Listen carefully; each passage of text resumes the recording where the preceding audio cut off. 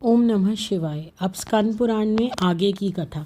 कालभीति के जवाब में मनुष्य ने उत्तर दिया, तुम्हारी इस बात पर मुझे हंसी आती है।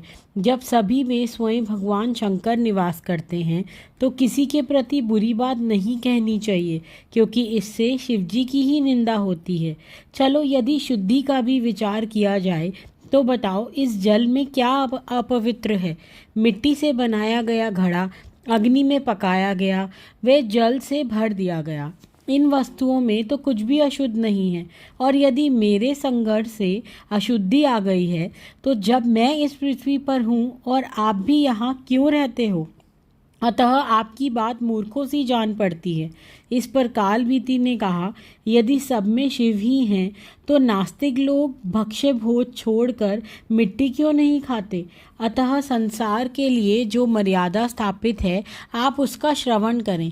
ब्रह्मा जी ने भौतिक जगत की सृष्टि के समय उसे नाम्य प्रपंच से बांध दिया, जिसके 4 भेद हैं, ध्वनि, वर्ण, पद और वाक्य। इनमें ध्वनि नाद स्वरूप है, वर्ण ओमकार, पद शिवम और शिवम भजन का वाक्य प्रभु वाक्य बाहर और भीतर से पवित्र करने वाला माना गया है। सात्विक आहार व आचार विचार से मनुष्य स्वर्गगामी होता है।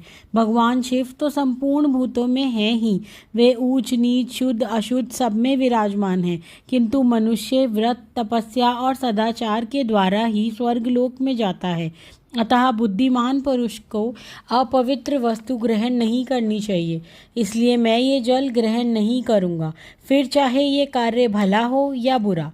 कालभीति के ऐसा कहने पर मनुष्य हंसने लगा। वे दाहिने अंगूठे से भूमि को कुरेदते हुए एक गड्ढा तैयार किया और उसमें सारा जल डाल दिया। फिर भी जल शेष रह गया। तब उसने पैर से ही कुरेद कर तालाब बना दिया। यह देखकर कालभीति को आश्चर्य नहीं हुआ। तब मनुष्य बोला, कुआं किसी का, घड़ा किसी का, रस्सी किसी की, एक पानी पिलाता है और दूसरा पीता है, सब समान फल के भागी हैं। तुम धर्म के ज्ञाता हो, फिर इसे क्यों नहीं पियोगे? अब कालभीति इसे अनेक प्रकार से विचार करने लगे। विचार करने के उपरांत उन्होंने कहा कि आपका कहना ठीक है, कूप और तालाब का जल ग्रहण करने में दोष नहीं है, किंतु आपने घड़े का जल इसमें भरा है, अतः मैं इसे नहीं पी सकता। अब वह मनुष्य वहाँ से अंतर्ध्यान हो गए। आगे की कथा के लिए कल पुनः 4 बजे हमारे चैनल पे जुड़िएगा।